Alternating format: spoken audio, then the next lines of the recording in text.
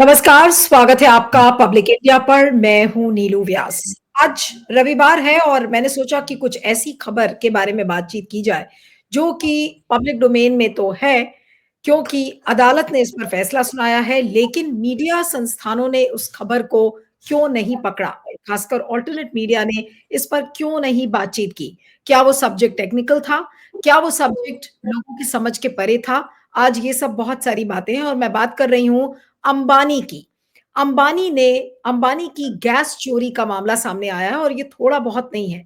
लगभग 17,000 15 से 17,000 करोड़ रुपए की गैस लूट का मामला सामने आया है और एक ऐसा फैसला दिल्ली हाई कोर्ट की डिवीजन बेंच ने दिया है, जो कि अभी तक की किसी अदालत ने नहीं दिया। जी हाँ, मैं बात कर रही हूँ जो ये गैस लूट का जो मामला है, इसमें अगर आप खबरें देखें तो इसमें बिल्कुल ये है कि मुकेश अंबानी का जो नेतृत्व वाला रिलायंस इंडस्ट्रीज लिमिटेड है, उसके लिए एक बड़ा झटका है और दिल्ली हाई कोर्ट के डिवीजन बेंच ने शुक्रवार को एक आर्बिट्रेशन ट्राइब्यूनल का जो मामला था उसको ओवरटर्न किया और वो मामला ये था कि it had previously favoured the company in its 1.7 billion dollars dispute with oil and natural gas, यानी कि ओएनजीसी के साथ ये पूरा मामला था गैस चोरी का। ओएनजीसी ने आरोप लगाए थे कि जो KG-D6 बेसिन है उसमें से बहुत सारे हजार करोड़ रुपए का गैस चोरी किया और ये मामला उसके बाद इंटरनेशनल ट्राइब्यूनल में गया और उस इंटरनेशनल ट्राइब्यूनल के फैसले को ओवरटर्न किया गया। अब ये जो बेंच थी इसमें 2 जजेस थे, आज उनके बारे में भी बातचीत करनी जरूरी है। रेखा पल्ली और सौरभ बैनर्जी, जिन्होंने मई 2023 का जो एक सिंगल बेंच की रूलिंग थी उसको बिल्कुल सेट असाइड किया और जो गैस चोरी का मामला था वो भी वो सामने लेकर आए और कोर्ट ने अपनी रूलिंग में कहा है, उसको मैं कोट कर रही हूं। In view of the above we are setting aside the impugned order dated May 9th 2023 passed by the learned single judge and the arbitral award issued by the arbitral tribunal in 2018, as it is contrary to the settled position of law. All pending applications, if any, stand disposed of, with each party bearing its own costs. अब ये जो थोड़ा बहुत है, ये छोटा मोटा मामला नहीं है, 17,000 करोड़ का ये मामला है और ये जो वर्डिक्ट आया है, it marks a significant victory for the union government in its long running legal battle with Reliance industries limited. Gas migration का जो मामला है कि जो कृष्णा गोदावरी का जो बेसन था, केजी बेसन, उसमें से ये इशू निकल कर आया था, an issue that has been at the centre of India's energy exploration and production landscape for over a decade, यानी कि 10 साल से ज्यादा ये पुराना केस है और अब उसको जाकर दिल्ली हाई कोर्ट की डिवीजन बेंच ने उल्टा है। इस पूरी लड़ाई को हम समझेंगे और क्या कुछ इस कोर्ट के सामने नजर आया, निकल कर आया है, कितना बड़ा धक्का है ये अंबानीज के लिए, ये सारी बातों को हम समझेंगे और ये गैस लूट हुई कैसे, इसको भी समझने की कोशिश करेंगे। इस समय हमारे साथ सुप्रीम कोर्ट के वकील और एक्टिविस्ट अरुण अग्रवाल जी हैं। अरुण जी, आपका बहुत बहुत स्वागत है। Thank you so much for joining. और इस समय हम लाइव हैं इस कार्यक्रम में, जब हम अंबानी की इस गैस लूट के बारे में बात कर रहे हैं। तो सबसे पहला सवाल, मैं उन लीगल चीजों पर बाद में आऊंगी, सबसे पहले अगर हमें ऑडियंस को यह बताना हो कि 17,000 की गैस चोरी का जो ये मामला है, ये कैसे शुरू हुआ, ये पूरा मामला क्या है, उसके बारे में थोड़ा सा अगर समझाएं तो। जी सर। नमस्कार नीलू जी। देखिए, ये 17,000 करोड़ का नहीं है, लेकिन 15-16 हजार करोड़ का है। असल में इसकी फिगर है 1.71 बिलियन डॉलर्स और ये बिलियन डॉलर्स आपको 2015 की फिगर है। तो उसके ऊपर क्या तो आप उसका डॉलर का एप्रिसिएशन ले लें या इंटरेस्ट ले लें, तो ये सम जो है करीब करीब हो जाएगी, वही जो आप फिगर बता रहे थे, 17-18 हजार से कहीं ज्यादा हो जाएगी। लेकिन 15,000 से कम नहीं है, उससे ज्यादा ही है। तो पहले तो ये फिगर की बात हुई। अब ये लूट कैसे हुई? तो ये लूट क्या चीज की हुई? ये लूट ये हुई कि जो सरकार, जो गवर्नमेंट ऑफ इंडिया की गैस थी, जिसको कि दिया गया था गवर्नमेंट की कंपनी ओएनजीसी को एक्सप्लोर करने के लिए, उस गैस को रिलायंस ने निकाल के खुले बाजार में बेच दिया और उसका पूरा प्रॉफिट कमा लिया। अब वो गैस उन्होंने कैसे वहां से निकाला और चोरी करी, ये सवाल उठता है। तो हुआ क्या कि 2000 में जो है सरकार ने ये जो हमारी गोदावरी बेसिन है, KG basin, Krishna Godavari basin, Andhra Pradesh के कोस्ट में जो बे ऑफ बंगाल है, तो वहां पे उन्होंने कहा कि उम्मीद थी कि तेल यहाँ पे होगा, तो तेल के खोज की उन्होंने टेंडर डाली एक्सप्लोरेशन के लिए। तो उसमें एक ब्लॉक रिलायंस को मिला जिसको KG6 बोलते हैं, और ठीक बगल में ONGC को ब्लॉक मिला। और उसमें यह था कि 6 साल 7 साल तो केवल एक्सप्लोरेशन में निकल जाएंगे कि इसमें गैस है कि नहीं है, तब जाके ये होगा कि इसमें परमिशन मिलेगी कि इसको हम कमर्शियली एक्सप्लॉइट कर सकें या ना कर सकें। तो 2002 या 3 में एक में इनको मिलता है ये ठेका और ONGC को। तो मूल बात ये थी कि एक बड़ी सी गैस फील्ड थी जो कि इंटरकनेक्टेड थी, और उसका एक काफी बड़ा हिस्सा जो है ONGC का था, और एक छोटा हिस्सा या जो भी एक हिस्सा रिलायंस का था। तो रिलायंस ने उस हिस्से में से ही गैस निकाल के जो है बेच दी। कितनी निकाली वो मैं आऊंगा, और कैसे क्वांटिफाई हुआ वो बाद में बताऊंगा, क्योंकि वो गैस उसकी थी नहीं और उसको ये सही ठहराने लगे। तो क्या हुआ कि ये 2007-8 में उन्होंने एक जो कंपनी है, अमेरिकन कंपनी, जो क्या करती है कि सेस्मिक सर्वे करती है। तो सर्वे से ये मैप करती है कि कहाँ पे तेल है, कहाँ पे गैस है। ओशन के, अच्छा, ये जितने भी आपको ठेके मिले थे गैस के एक्सप्लोरेशन के, ये डीप सी में थे, शैलो सी में नहीं थे। तो जहाँ पर कि एक तो कि तेल का केंद्र जो है उसको निकालना बड़ा मुश्किल होता है, और फिर कितना उसका एरिया है ये पता करना जो है बड़ा मुश्किल होता है। तो उसमें एक बार ये हमारे प्रधानमंत्री जो है गुजरात के चीफ मिनिस्टर थे, तो वो भी अपना लगा दिए, गुजरात गवर्नमेंट का पैसा जो है रिस्क कैपिटल में लगाए, और कैसे नुकसान हुआ वो बाद की कहानी है, किसी और दिन की कहानी है। तो इन्होंने क्या किया कि ये अपॉइंट किए, ये जो है मैकग्वालियर एंड मैकनॉटन करके एक फर्म थी। तो ग्वालियर एंड मैकडॉनल्ड का यही काम था कि इसको मैप करके बताएं। तो उन्होंने उनको मैप करके बताया, और उस रिपोर्ट के मुताबिक ये दोनों फील्ड जो है उससे साफ पता चलता था कि इंटरकनेक्टेड है। इन्होंने क्या किया कि ये सब बात थी, आपने जिनके बारे में जिक्र किया कि ये जो मैपिंग फर्म्स थी, इन्होंने मैपिंग करके देखा कि गैस की चोरी हो रही है नहीं हो रही है, या उन्होंने उस केजी बेसिन की मैपिंग करके ये देखा कि भाई नहीं किसके नहीं, हिस्से उन्होंने है? वो बेसिन की रिलायंस के तरफ से उनको दी गई मैपिंग करने का ठेका, क्योंकि जब मैप करेंगे तभी तो हम उसमें एक्सप्लोर करेंगे, वो राइट। मशीनें डालेंगे कि हम तेल निकालें, नहीं तो हम ओके। ओपन सीज में कहाँ कहाँ तक हम कुएं खोदते रहेंगे। तो कुएं में तेल भी तो मिलना चाहिए ना। तो ये मैपिंग करके इनका ये जो कंपनी थी, ग्वालियर एंड मैकनॉटन, ये बाद में भी आती है, इसको सरकार भी अपॉइंट करती है, हाई कोर्ट भी अपॉइंट करती है, उनका रोल बाद में आता। तो इनको उसके बाद ये लेके जो DG हाइड्रोकार्बन थे वहां पर ये सारे डॉक्यूमेंट देने थे और परमिशन लेनी थी। तो कुछ समय के लिए एक बहुत ही भ्रष्ट DG हाइड्रोकार्बन थे, वो कौन सिब्बल करके थे, उनके ऊपर CBI का रेड वेड पड़ा और बाद में पकड़ाए भी। तो इन्होंने ये डेटा जो है आंशिक या जो है ये सरकार को दिया, लेकिन ये बात नहीं कहा कि जो है ONGC वाले में तेल या गैस है, हम उसको निकाल रहे हैं और उसके लिए मुझको परमिशन दीजिए। ये बात ये खा गए। अब इनको 2009 के आसपास हुआ कि ठीक है, अब आप तेल और गैस निकाल सकते हैं, और उसमें एक होता है प्रोडक्शन। यानी वो बात उस समय रिलायंस को शेयर करके बतानी चाहिए थी, वो छुपा गए आराम से। जी जी, आप सही है। तो उस समय छुपाए, और उसके बाद इनको एक अग्रीमेंट इन्होंने साइन किया था, प्रोडक्शन शेयरिंग कॉन्ट्रैक्ट। जब आप पहले तो एक्सप्लोरेशन का आपको था ठेका, उसके बाद था कि अब तेल है तो हम इसको वो करें। तो उसमें लेट डाउन नॉर्म्स हैं कि जो खर्चा है उसको हम लोग कॉस्ट पेट्रोलियम बोलते हैं। तो सरकार को दो तरह की इनकम होती है, एक रॉयल्टी की होती है। तो डीप सी में जो है रॉयल्टी सबसे कम है, वो 2 या 5% खाली रॉयल्टी मिलती है। उसके अलावा क्या होता है कि जो आपका खर्चा लगा, चूंकि आप डी सी में एक्सप्लोर किए हैं तो बहुत खर्चा लगा, तो वो जो है कॉस्ट पेट्रोलियम जो है, वो पहला जो पेट्रोलियम निकलेगा वो कॉस्ट के लिए जाएगा, और उसके बाद जो प्रॉफिट पेट्रोलियम होगा उसमें एक रेशियो बना हुआ है शेयरिंग का, कि इतना जो है सरकार को मिलेगा और इतना जो है रिलायंस को मिलेगा।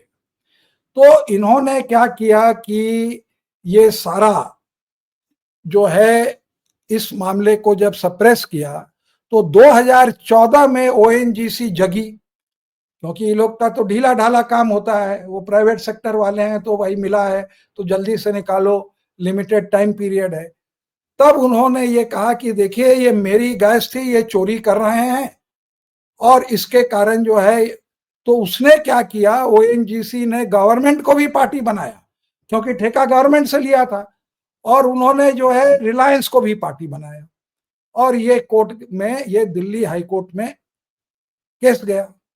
तो दिल्ली हाई कोर्ट के जज ने कहा कि अरे भाई ये तो हमें कुछ पता नहीं है क्या है, तो एक एक्सपर्ट कमिटी को अपॉइंट किया और कहा कि ये इसके अंदर में जाएंगे और ये बताएंगे कि किसका कितना था, और वेदर की परमिशन इन्होंने लिया, तेल निकाला, गैस निकाला, क्या किया, ये सारी ये रिपोर्ट देंगे। और तब तक अगर आप अपने में सेटल कर लिए इशू तो ठीक है, नहीं तो कुछ होगा तो फिर आइएगा हमारे पास। अब वो कंपनी जिसको अपॉइंट किया, वो वही कंपनी थी जो 2003 में जो एक्सपर्ट कमिटी थी। अब उनको तो, वो तो प्रोफेशनल लोग हैं, पैसे मिलते हैं, काम करते हैं, उनका तो ये नहीं है कि अंडर द टेबल की पक्षपात करेंगे। तो उन्होंने जो रिपोर्ट दी, उस रिपोर्ट में जो सरकार को दी, उससे क्लियर कट फाइंडिंग थी कि ये दोनों जो है ये फील्ड कनेक्टेड है, और उससे इन्होंने जो है ओएनजीसी का गैस, और उसको उन्होंने क्वांटिफाई किया उस समय में कि इतना वॉल्यूम गैस निकाला, और उसकी कीमत उस समय में 1.5 बिलियन डॉलर्स निकली। तो ये गैस जो है इन्होंने चोरी की थी ओएनजीसी की, है ना, जिस पर वो ओएनजीसी का गैस ये उन्होंने क्वांटिफाई भी कर दिया, और उस पर कुछ इंटरेस्ट का भी कंपोनेंट लगाया, और ये मिला के फिगर हो गई 1.71 बिलियन डॉलर्स, जो कि आज के कन्वर्शन के रेट से 15 या 16 हजार करोड़ रुपए उसका वो जो है आता है। अब क्या हुआ कि सरकार थोड़ी जागी, तो उसने कहा कि ओएनजीसी को भी जो तेल दिया और तुमको भी दिया, इसका मालिक तो मैं हूं। तुमने तो मेरे, क्योंकि तुमको हमें देना था इसके अंदर में प्रॉफिट पेट्रोलियम, और इसके अंदर में हमें जो है तुमको रॉयल्टी देनी थी, तो ये तुम खा गए। ओएनजीसी को कहा यू गेट आउट, अब मैं लड़ूंगा, गवर्नमेंट लड़ेगी विद द। तो उन्होंने क्या किया कि जो है एक हाई कोर्ट के चीफ जस्टिस, बहुत ही काबिल जज जस्टिस एपी शाह की एक्सपर्ट कमिटी बनाई, और कहा कि भाई आप इस मामले को, सबका ये रिपोर्ट रही और आपको सुनिए और ये करिए और आप डिसाइड करिए, फिर हमें बताइए। तो जस्टिस एपी शाह के बारे में बताया, बहुत ही नामी जज थे। हाँ, और इनको जो है सुप्रीम कोर्ट जाना चाहिए था, इज अमंग दी 3-4 जजेस जो सुप्रीम कोर्ट नहीं गए, तो उसमें इनका भी नाम आता है। और यही जज थे ये, और मुरलीधर जो है ये गे राइट्स में जो वो था सबरंग वाला, वो जजमेंट इन्होंने दिया था उनको, है ना, तो इसलिए भी ये उसके लिए भी जाने जाते हैं। तो वो बड़ा मेहनत करके उन्होंने जो एक रिपोर्ट या ऑर्डर, जजमेंट जो उन्होंने पास किया, वो मैं उस समय पढ़ा था, ये 2016 वगैरह में गया। उसमें रिलायंस ने क्या कहा कि ये नेचुरली डायरेक्टर हाइड्रोकार्बन से भी पूछना था कि तुमको बताया गया तो तुमने क्या किया। तो वो जो रिपोर्ट दी, तो उस पर रिलायंस वाले अपना भड़क गए, बॉयकॉट कर दिया कि तुम कौन होते हो, हम तुम्हारे यहाँ आएंगे ही नहीं। और ये जो रिपोर्ट थी मैक्लॉरेन और मैग्नोटा ने, उसने वो रिपोर्ट दी। तो उसके बाद उन्होंने बहुत ही अच्छा वो करके रिपोर्ट और वो करके उन्होंने कहा कि ये जो है 1.7 और उसमें कितना इन्होंने चोरी की थी गैस की वो भी क्वांटिफाइड था, तो उन्होंने उतने का इनके फेवर में कहा कि ये होना चाहिए। उस समय अरुण जेटली थे मिनिस्टर लॉ के, तो ये सब बात समझते थे कि कैसे काटा जाता है। अब रिलायंस ने कहा कि नहीं, इसमें तो देखिए झगड़ा हो गया सरकार से, भले वो एएनजीसी के लिए लड़ रही हो, हम तो इसमें आर्बिट्रेशन में जाएंगे, और वो भी आर्बिट्रेशन में इंटरनेशनल कमर्शियल आर्बिट्रेशन में जाएंगे।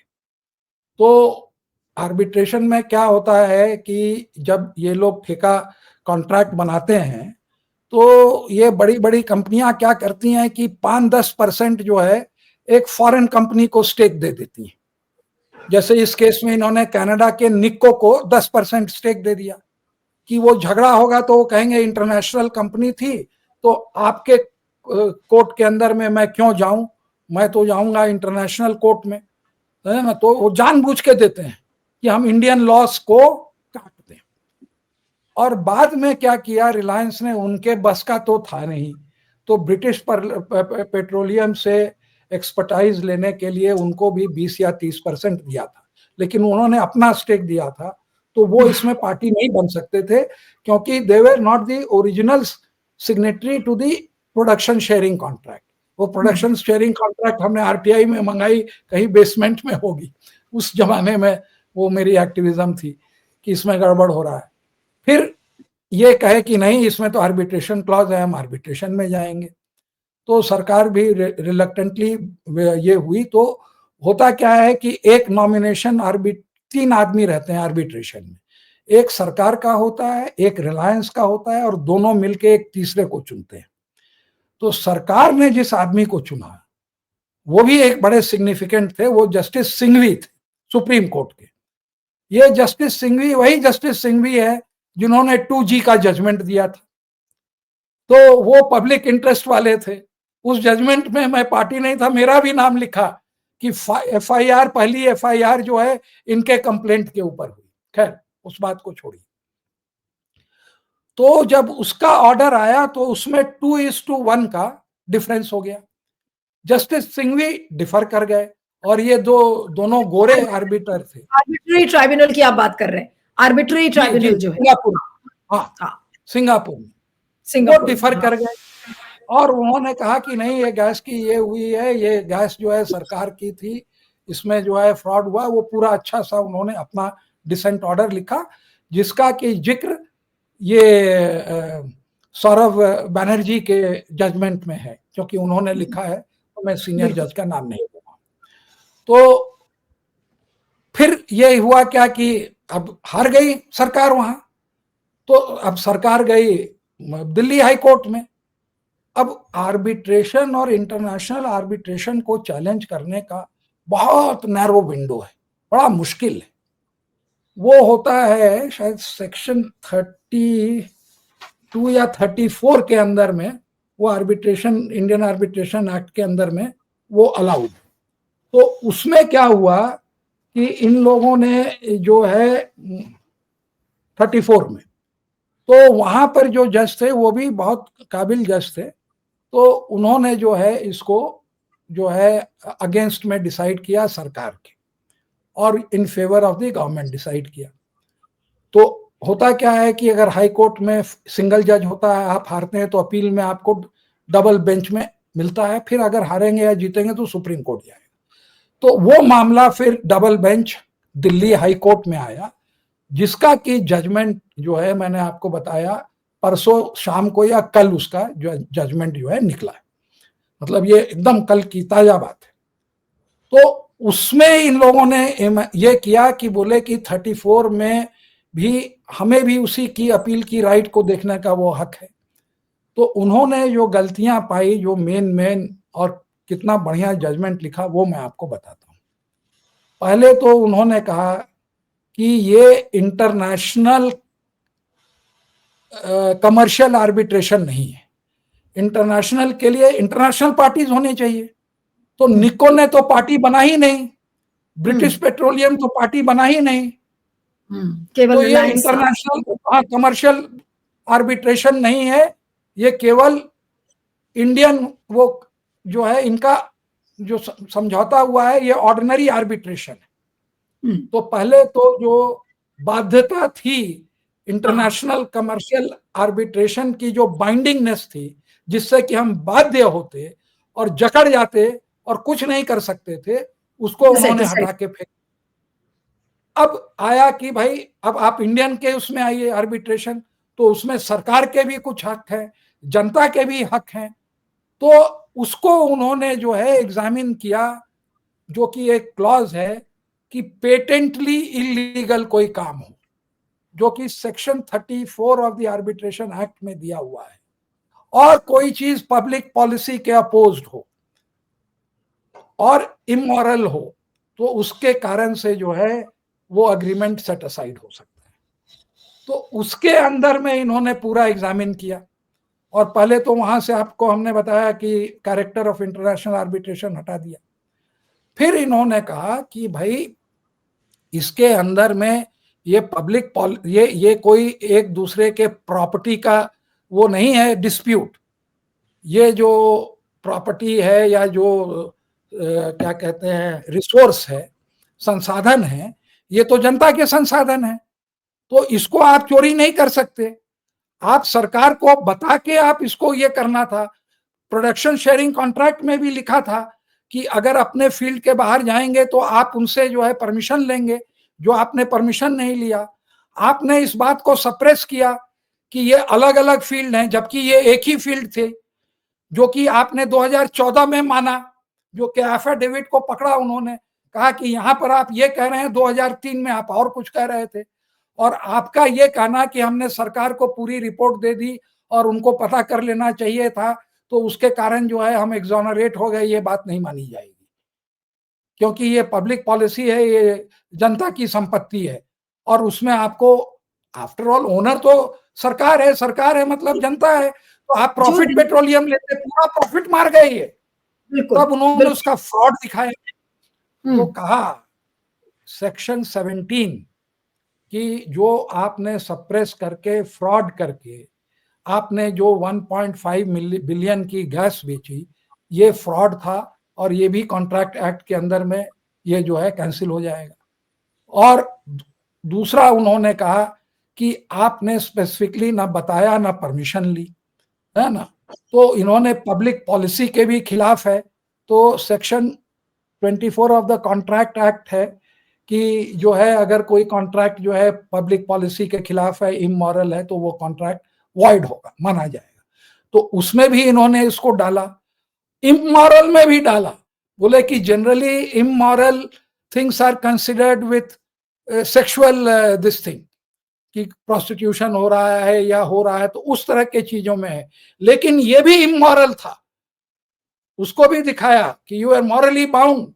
तो इस तरह से करके उन्होंने करीब 79 पेजेस का पूरी हिस्ट्री, मतलब आप सोचिए कि 2000 से लेके जो फैक्ट्स हैं, और फिर उसके बाद डॉक्ट्रिन ऑफ पब्लिक ट्रस्ट लगाया, जिससे कि कोई भी हिंदुस्तान की कंपनी बाध्य है, हिंदुस्तान का नागरिक बाध्य है कि जो हवा, पानी, रिवर, जितने भी नेचुरल रिसोर्सेज हैं, that the government holds in public trust. तो उसके अंदर में उसको लाके और उसके ऊपर से पब्लिक पॉलिसी लगा के और ये सब करके उन्होंने ये कहा। और सबसे बड़ी बात कि ये इंटरनेशनल अग्रीमेंट, ये कमर्शियल आर्बिट्रेशन नहीं था, वो सब करके इन्होंने जो है जनता के, मतलब कि गवर्नमेंट के फेवर में जो है जजमेंट पास किया। लेकिन अरुण जी, जो ये रेखा पल्ली और सौरभ बैनर्जी ने दिया है, आज इन दो जजेस की भी तो हमें तारीफ करनी पड़ेगी कि इतने कॉर्पोरेट प्रेशर के बावजूद, ये जानते हुए कि कितना बड़ा कॉर्पोरेट ग्रुप है, वो उनको प्रेशर में भी ले सकता था, फिर भी उन्होंने एक ऐसा जजमेंट दिया। क्या कहेंगे इन दोनों जजेस के बारे में? नहीं, जितनी तारीफ करिए उतनी कम है, क्योंकि दे फाउंड, उन्होंने एक बहुत अच्छे लीगली, उससे माने जो इनके पहले थे वो भी किसी मामले में कम नहीं थे, वो भी बहुत अच्छे जज थे, लेकिन उन्होंने इतना उसने एफर्ट करके ये निकाला कि हम किस तरह से ये दिखाएं और एक एक क्लॉज को कि ये फुल प्रूफ हम जजमेंट बनाएं, और जनता के हित में, मतलब कि नहीं तो ये आफ्टर भी ऑल देखिए चीज हमारा है कि केस, नहीं, अगर इतना डिटेल्ड वर्डिक्ट नहीं लिखा जाता तो शायद किसी को पता भी नहीं चलता कि इतनी बड़ी गैस चोरी की है अंबानी ने। कभी आता ही नहीं सामने ये वो चीज। तो चोरी की थी लेकिन चूंकि जीत गए थे तो चोरी नहीं थी। नहीं थी, हाँ। वो कहे कि बताने की कोई जरूरत नहीं थी। हाई सी में, अरे एक से एक उसमें, हाई सी में जो लूट ले कोई डिमार्केशन नहीं होता है कि कहां से आया कहां से गया। अरे वो आप आर्बिट्रेशन देखिएगा तो हंसिएगा, है ना, कि जो अगर आपको यहाँ मिला तो जो है आप 10 किलोमीटर आगे का भी गैस खींच सकते हैं। एक से एक उसमें वो उस तरह की लॉजिक दी गई थी कि ये तो चोरी नहीं मानी। इन्होंने डेटा दे दिया था, तो सरकार के पास साधन थे तो इनको बताने की कोई जरूरत नहीं थी। लेकिन ये बात माना कि इन लोगों ने स्पेसिफिकली इस बात को सरकार को नहीं बताई थी। ये उस आर्बिट्रेशन एग्रीमेंट में भी वो जो इश्यूज डिसाइड किए उसमें माना, जिसको कि इस जजमेंट में जो है हमारे दोनों जजों ने उसको हाईलाइट किया कि देखिए ये तो वो भी माने। और वही मैक्लॉरन की रिपोर्ट थी, आप उसको खा गए। ये जो है ग्वालियर ने मैकनोटन की रिपोर्ट थी। तो ये सब करके, और इसमें एजी भी, और वेणुगोपाल जो फॉर्मर एजी थे, मतलब ये फॉर्मर एजी का बहुत बड़ा स्टेचर है, वो भी आर्ग्यू किए in favour of the government. तो अच्छे अच्छे वकील लगाए और सिंसियरली आर्ग्यू किया, और उसके बाद जजों ने जो है पूरा अपना उसको जांच वांच के जो है, और इनफैक्ट एक लेटेस्ट जब जजमेंट था on doctrine of public trust, supreme court ने जो कि जनवरी में डिलीवर किया था आफ्टर द आर्ग्यूमेंट्स, उस केस में क्लोज हो गए और जजमेंट रिजर्व था, उस जजमेंट को भी इन्होंने इंक्लूड किया। और सारे सुप्रीम कोर्ट के जजमेंट को ये दिखा के कि पब्लिक पॉलिसी, पब्लिक ट्रस्ट क्या है, और इसमें जो है क्यों इसके अंदर में ये होना चाहिए, ये सारा करके उन्होंने जो है हम लोग के फेवर में जजमेंट दिया। ये बहुत ही एक मतलब बहुत दिन के बाद ऐसा हुआ है कि सर की जो है वी द पीपल, हम लोग जो हैं एक बड़े कॉरपोरेट के खिलाफ जो है जीते हैं। होता क्या है कि देखिए हमारे India is very rich in minerals, लेकिन सरकार हाथ खड़ा कर देती है, हमारे पास पैसा ही नहीं है, हम कैसे एक्सप्लोर करें। जबकि ये लोग क्या करते हैं, ओएनजीसी का जो रिटायर्ड चेयरमैन था उसका पूरा मैपिंग का वो डेटा लोग कहते हैं कि सारा जो मैपिंग का डेटा था उठा के ले आए, उनको मालूम था कि ये रिच फील्ड है। तो हमारे ही यहाँ से हम ही को ये जो है, और ये कहते हैं कि वेलफेयर में पैसा खर्च हो गया, अब जो है कमाने वाला है तो पोर्ट है, ये है, वो सब दे दो प्राइवेट सेक्टर। जबकि इतनी ज्यादा उसमें वो कहते हैं कि ये प्रॉफिट वाली चीज है। वो तेल का आपने पूरा, ओएनजीसी नहीं निकाल सकती थी। तो ये इनका तो वो पुरानी पॉलिसी, वो कांग्रेस हो या बीजेपी हो, दोनों का वही एक ही समय में कि हम तो ठन ठन गोपाल हैं। तो बहुत दिन के बाद एक जो है कॉरपोरेट क्रोनी कैपिटलिज्म वाला, उसको जो है लोगों ने लीगल फील्ड में अच्छे से आर्ग्यू करके मिले नहीं, समझा ना, और जाके इन्होंने जीता। नहीं लेकिन तो मैं, इस जजमेंट पॉलिटिकल असर क्या होगा? एक सरकार के ऊपर यह आरोप रहता है कि भाई ये सरकार केवल अदानी को ही फेवर करती है, और अब अगर अंबानी की ये गैस लूट सामने आई है तो इसका राजनीतिक कोई असर आप देखते हैं मौजूदा हालात में? नहीं नहीं देखिए, सरकार हर पैसे वाले को फेवर करती है, जो कि आपने देखा वो इलेक्ट्रल बॉन्ड्स के अंदर, है ना, कि वो जिसने पैसा दिया उसको छोड़ दिया, जिसको ठेका दिया उससे पैसा लिया डायरेक्टली, उसमें 1 to 1 वन रिंग लिंक आपको दिखा। तो उसके अंदर में जो जो जो भी इन लोगों ने किया, आप समझ रहे हैं, तो वो तो आपको दिखता है कि ये पैसे वालों से ही पैसा मिलता है ना, और उसी से लेके ये इलेक्शन जीतते हैं। विशेष साइकिल है। हाँ, वो चंद्रचूड कह भी दिए कि यस मनी इफेक्ट्स इलेक्शन, और जो नाजायज पैसा था उसको वापस भी नहीं लिए। अरे इंक्वायरी नहीं डालते, पैसा तो वापस लेते। तो खैर वो बात आप छोड़िए। तो ये तो सरकार मिली भगत रहती है और इसीलिए वो सत्ता में आते हैं और बड़े बड़े ठेके देते हैं। लेकिन इस पर्टिकुलर केस में जो हमारे गैस की चोरी हुई थी उसको ठीक से लड़ा गया, और लड़ने में सरकार ने कोई ढिलाई नहीं बताई। नहीं तो मैं आपको बता रहा था, वो एक इंसिडेंट था कि 1990s में सरकार ने एक मशीनरी, ये रिलायंस ने लाइसेंस लिया मशीनरी एक्स का और इंपोर्ट किया 4x और ड्यूटी दी केवल 1x पे और 4x को कहा कि ये स्पेयर पार्ट्स है। मतलब कि मशीन अगर लगनी थी 100 की तो 400 की लगा लिए, सारा पकड़ा गए। अब वो गया सुप्रीम कोर्ट के मामले में वो करने, और पराशरन जैसे अटॉर्नी जनरल से इन्होंने जो है वो करके समय मांग लिया। समय मांगने के बाद जो चेयरमैन थे उस जमाने में मुखोपाध्याय, उनको बदल के हम भूल गए विश्वनाथन या कोई साउथ इंडियन थे, उनको बैठा दिया गया, पूरा मामला टाई फिक्स हो गया। तो ये सब काम करते हैं कि आदमी को बदल देते हैं, जज वो वेट करते हैं कि इतना उसको हम लिंगर करें कि दूसरे जज आ जाए, हमारे फेवरेबल आ जाए। ये सब भी हमने देखा है ना? वो जब तक आर्ग्यू नहीं होगा, जब तक हरीश साल्वे उसमें नहीं आवेंगे, 10 लेकिन बार अब ये में बम कि इस फैसले को सुप्रीम कोर्ट में चुनौती दी जाएगी, तो वहां पर क्या हो सकता है? आपको लगता है कि सुप्रीम कोर्ट अपहोल्ड करेगा ये इलाहाबाद हाई कोर्ट के डिवीजन बेंच का, या सुप्रीम कोर्ट में ये फैसला फिर कुछ उलट भी हो सकता है? I am sure he is going to challenge it देखिए, इन ये दिल्ली हाई कोर्ट का है, इलाहाबाद का नहीं है, और इसको पलटने में जो सुप्रीम कोर्ट वाला करेगा बड़ी मुश्किल होगी, क्योंकि जो उन्होंने जो जजमेंट लिखा है तो उन्होंने आप पूरा खंगार के लिखा है ना, जो उन कंक्लूजन पर आया है। तो यही लगेगा कि मतलब कि अब अरुण मिश्रा टाइप के कोई जज होंगे तो पलटा जाएगा, नहीं तो हमको उम्मीद नहीं है कि ये पलटा जाए। नहीं इतना तो प्रो लेकिन कॉर्पोरेट होना चाहिए। नहीं, लेकिन इतना बड़ा रकम है जो कि अब अंबानी को देना पड़ेगा। अगर ये वर्डिक्ट उनके खिलाफ है तो सीधा साधा मतलब है कि जो जितने की भी चोरी है 15,000, 16,000 या 17,000 अलॉन्ग विद पेनल्टीज, तो वो अब अंबानी को वापस देनी पड़ेगी सरकार को। तो क्या ऐसा हो सकता है कि अब सुप्रीम कोर्ट के जजेस पर वो प्रेशर डालें, या कुछ ना कुछ एक ऐसा रास्ता या विंडो निकल जाए जिससे कि उनको इतनी भारी रकम ना देनी पड़े? देखिए, वो बिजनेसमैन है और सबको वो दुकान की तरह देखते हैं। जब वो उन्होंने रंजन भट्टाचार्य को कही दिया था कि अब कांग्रेस हमारी दुकान है, तो पहले बीजेपी दुकान थी। तो भाई अगर बिजनेसमैन है, 16,000 का को देना है, अगर 1,000-2,000 करोड़ में हम 16,000 बचा सकते हैं, कोई लेने वाला है, हमको मदद करने वाला है, तो कर लेंगे। They are not beyond making a deal. Right. मैंने अपने कान से सुना है, मैं आपको दूसरी बात नहीं कर रहा हूं, टेप रिकॉर्डेड सुना है।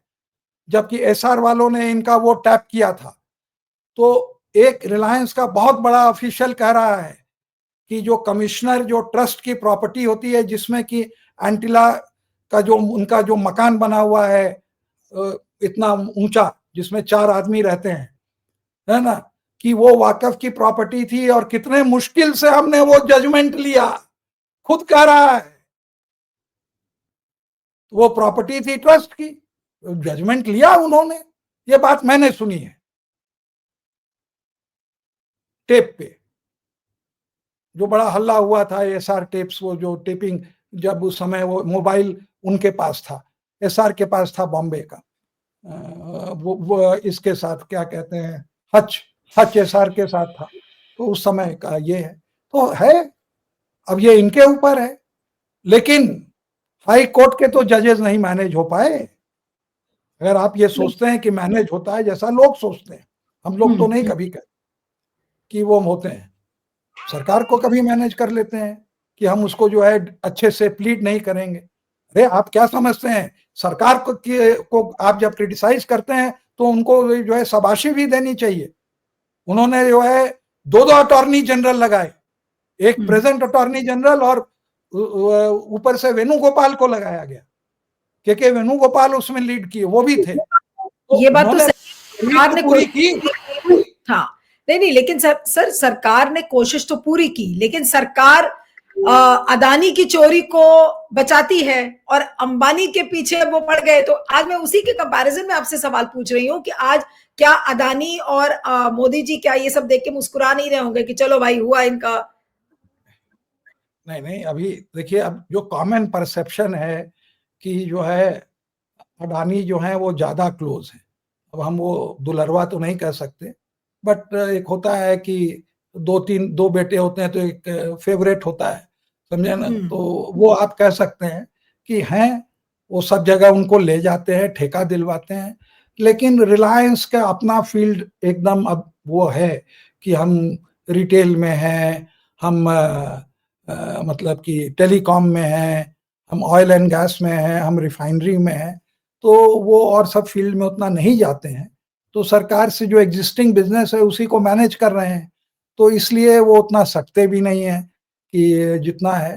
तो लेकिन ये केस तो केस के तरह लड़ना चाहिए ना, और इस केस को केस वो अपने जगह है, एसेट बेचना, फेवरेटिज्म करना, वो सब अपने जगह। लेकिन केस को ईमानदारी, यही वेणुगोपाल थे कि किसी केस में गड़बड़ हुआ, उस केस को ये रिप्रेजेंट करना चाहते थे सुप्रीम कोर्ट में, सरकार ने नहीं करने दिया और उसके ऊपर वो रिजाइन कर दिए एज एज एडवोकेट जनरल। उनका मतभेद किसी केस के ऊपर हुआ which the government did not want him to argue, ये सब रिकॉर्ड पे है। लेकिन वही वेणुगोपाल आज जब सरकार ने उनको इंगेज किया ये इतना इंपॉर्टेंट केस लड़ने के लिए, तो वो सामने आए और उसको अच्छे से लड़ा, जिता के लेके आए। Full marks to him, our बिल्कुल, ग्रेटफुलनेस टू हिम। हाँ, बिल्कुल। तो अभी एक आखिरी ये सवाल आपसे पूछूँगी, आप आखिरी सवाल अरुण जी कि क्या ये वर्डिक्ट एक डेटरेंट बनेगा कि अगर कोई भी कॉर्पोरेट ग्रुप अपने ताकत से अगर इस तरीके से जो नेचुरल रिसोर्सेज हैं और अगर उनकी चोरी करता है, हमने स्पेक्ट्रम का स्कैम हुआ था उस समय भी ये सारी चीजें देखी थी, फिर वो सारी चीजें पॉलिटिकली वो इमोशनल लॉस हो गया, ये वो करके वो मामला अब खत्म हो गया। लेकिन अब ये जो मामला सामने आया है दिल्ली हाई कोर्ट की डिवीजन बेंच के चलते, अदरवाइज तो ये लोगों को पता ही नहीं चलता कि गैस चोरी भी इस तरीके से होती है। क्या ये फैसला अब आगे आने वाले जो भी कॉर्पोरेट ग्रुप्स हैं जो कि नेचुरल रिसोर्स एक्सप्लोरेशन में इन्वॉल्व है, उनके लिए क्या ये डेटरेंट होगा? नहीं, डेटरेंट इसलिए होगा कि देखिए, इसलिए नहीं डेटरेंट होगा कि इसमें कुछ हुआ, ये अगर प्रिंसिपल जो इसमें लेट डाउन है वो अपहोल्ड हुआ, तो जितने लोगों ने, जैसे अडानी ने अभी जो है 35 साल का जो पोर्ट मिला था उसको 75 साल का कर लिया, हाँ, है ना। तो जहां जहां ये वेरी करके प्रॉफिटियरिंग किए हैं, या आप माइनिंग कर रहे हैं, माइनिंग में आपको इतने का मिला है कि आप निकालेंगे उससे ज्यादा आपने निकाल लिया, तो ये सारे पब्लिक पॉलिसी और पब्लिक ट्रस्ट के अंदर में आवेंगे। तो ये एक केस जो है वो प्रेसिडेंट बन जाएगा। बिल्कुल। ऐसे और भी केसेस हैं, लेकिन ये इतना बड़ा हाई प्रोफाइल, अब इसी केस में क्या प्रेसिडेंट बना, जब अनिल अंबानी और मुकेश अंबानी लड़ रहे थे, तो उसमें अनिल अंबानी ने कहा कि रिलायंस में मेरा भी हिस्सा है, तो ये गैस फील्ड जो केजी ब्लॉक अलॉट हुई है, इसको आप मुझे जो है रिलायंस नेचुरल रिसोर्स मेरी कंपनी में है, मेरे हिस्से में दीजिए। तब ये उस समय भी ये पब्लिक ट्रस्ट वाली डॉक्ट्रिन लगी और कहे कि नहीं, ये कोई आप दोनों भाई की खेत की मूली नहीं है कि अपने में ये सब रिसोर्सेज बांटेंगे, ये आपको दिया गया है कंपनी को, ये आप एक्सप्लोर करिए। तो इस तरह से लॉ इवॉल्व होता है। उस लॉ के इवॉल्वमेंट में ये एक जो है एक ऐसी चीज निकली है जिसके अंदर में आज मान लें अडानी ने त्राही त्राही पूरी मचा दी, और उसके बाद दूसरी सरकार आती है और ये दिखाती है कि देखिए कैसे इनको एयरपोर्ट गलत दिया गया, कैसे ये इसमें जो है ज्यादा प्रॉफिट कमाए, बिल्कुल। कैसे इन्होंने ये घपला किया, और उसको लेके कोर्ट में जाती है और कहती है कि जनहित का ये हुआ। अब उस दिन एक कांग्रेस की प्रवक्ता थी, वो कह रही थी कि लखनऊ के एयरपोर्ट पे व्हील चेयर के लिए जो है 1,500 रुपए लिए जाते हैं, क्योंकि हर जगह मुफ्त में मिलता है। तो आपने बिडिंग तो कम कर दी और उसके बाद कहा कि हम ट्रॉली के भी पैसे लेंगे, अभी तो उसकी चालू किए हैं, हम जो है यूजर फी भी ज्यादा लेंगे। तो उसको दिखाएगा आदमी कि देखिए आपने इस तरह से लूटा, तब ये सब आवेंगे नीचे। तो उस मामले में ये सिग्निफिकेंट है लीगली। देखिए, कोर्ट तो कानून से चलता है और सुप्रीम कोर्ट भी कानून से चलता है, हाई कोर्ट में भी चलता है, उसमें डिफरेंसेस होते हैं। अब कुछ को जो है ये समझ में आता है कि उन्होंने जैसे सेट असाइड कर दिया कि इंटरनेशनल कमर्शियल एग्रीमेंट नहीं था, तो दूसरा आदमी कहेगा कि नहीं था, अब आप क्या कर लेंगे। इन्होंने कहा कि ये पब्लिक पॉलिसी से गवर्न होता है, आपको परमिशन लेना चाहिए था, जस्ट बिकॉज आपने कागज दे दिए ये ठीक नहीं है। दूसरा जज कहेगा कि अरे तुमको बता तो दिया था, तुम्हारे पास तो कागज थे, हमें क्या मतलब कि कोई सिब्बल उसके अंदर में, not Kapil Sibal, DG carbon था, उसने दबा दिया या नहीं बताया। तो ये तो आप जिस तरह से दिमाग बनाएंगे उसी तरह से जजमेंट लिखेंगे। लेकिन अंत में अगर आप उस कुर्सी पर बैठे हैं, and if you can uphold the public interest, और अगर आप जज हैं तो you have to uphold the public interest, not the commercial interest, क्योंकि ये जो संपत्ति है ये लोगों की है और लोगों के बेनिफिट के लिए है, न कि एक कैपिटलिस्ट के बेनिफिट और उनके वो जो है क्या कहते हैं संभोग और उसका जो है एग्जीबिशनिस्ट की तरह खर्च करने के लिए और पूरे देश का मजाक उड़ाने के लिए कि शादियां ऐसे होती हैं और जू हम ऐसे रखते हैं, ये नहीं होना चाहिए, वेयर पीपल आर स्ट्रगलिंग। तो ये एक बहुत बड़ी जीत है और बहुत बड़ा सबक है और लोगों के लिए भी। एंड जाते जाते मैं ये कहूंगा कि we have to thank the जजेस and the lawyers and the senior advocates who pleaded our case, and big thank you. जी हाँ, चलिए आपका बहुत बहुत शुक्रिया Arun ji, thank you so much for joining, thank you. आपका भी थैंक यू।